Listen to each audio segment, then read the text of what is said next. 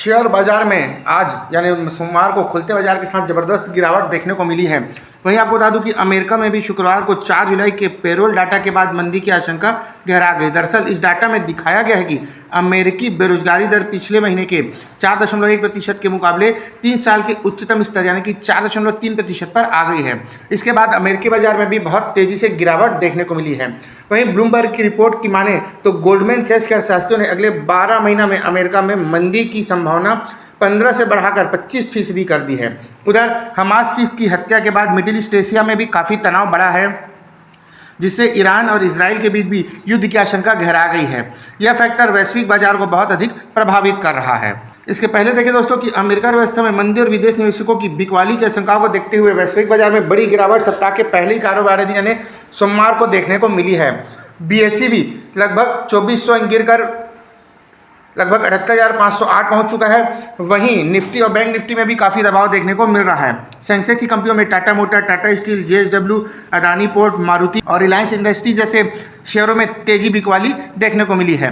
हालांकि इस बिकवाली के बाद भी सन फार्मा और हिंदुस्तान लीवर बढ़त के साथ कारोबार कर रहे थे। वहीं विदेशी निवेशकों की जबरदस्त बिकवाली के बीच कैसे कौन से 5 कारण हैं जिन्होंने बाजार का मूड खराब कर दिया और आगे की स्थिति क्या रहेगी।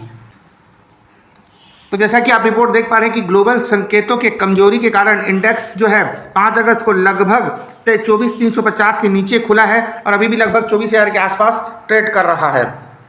वहीं निफ्टी भी 24,310 के नीचे ही कारोबार कर रही है 24,000। वहीं लगभग 2368 शेयरों में गिरावट आई और 154 शेयरों में कोई खास बदलाव नहीं देखने को मिला है। निफ्टी में अपोलो हॉस्पिटल और सन फार्मा टॉप गेनर है, जबकि मारुति, सुजुकी, टाटा जैसी कंपनियां बहुत ज़्यादा गिरावट में दिख रही है। आइए जान लेते हैं कि ऐसे कौन से कारण हैं जिसके कारण बहुत तेज़ी से मार्केट में गिरावट देखने को मिली है।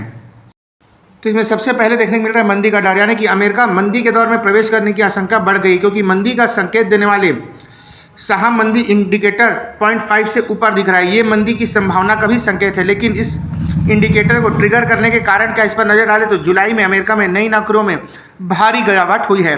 इस अवधि में पिछले साल के 2,15,000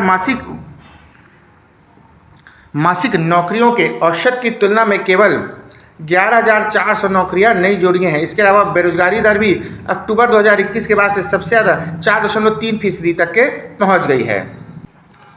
दूसरा जो बड़ा कारण देखने को मिल रहा है वह है बैंक ऑफ जापान की मौद्रिक नीति, यानी कि केवल अमेरिकी बाजार ही मंदी में नहीं है, जापान का निक्केई भी 225 भी संघर्ष कर रहा है। बैंक ऑफ जापान में भी बुधवार को अपनी बेंचमार्क ब्याज दर बढ़ा दी है, जिसके चलते अमेरिकी डॉलर के मुकाबले जापानी येन के मूल्य को और बढ़ा दिया गया।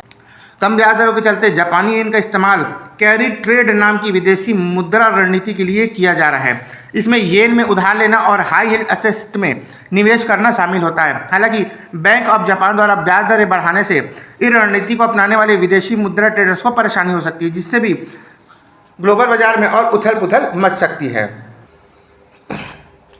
वहीं बात करें तीसरे कारण की, तो इजराइल और ईरान के बीच जो तनाव बढ़ रहा है, जिसके चलते भी स्टॉक मार्केट पर काफ़ी इफेक्ट पड़ रहा है, जो कि मध्य पूर्व में आपसी तनाव है। ईरान, हमास और हिजबुल्लाह ने हमास प्रमुख और हिजबुल्लाह के सैन्य प्रमुख के द्वारा हत्या की गई जवाबी कार्रवाई करने की कसम खाई है।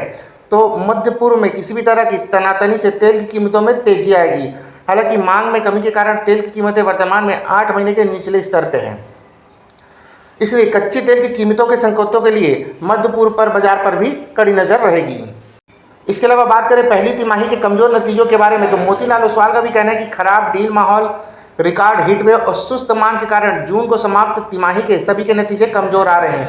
इस अवधि के अब तक के नतीजे सालाना आधार पर लगभग 23% कमजोर रहे हैं।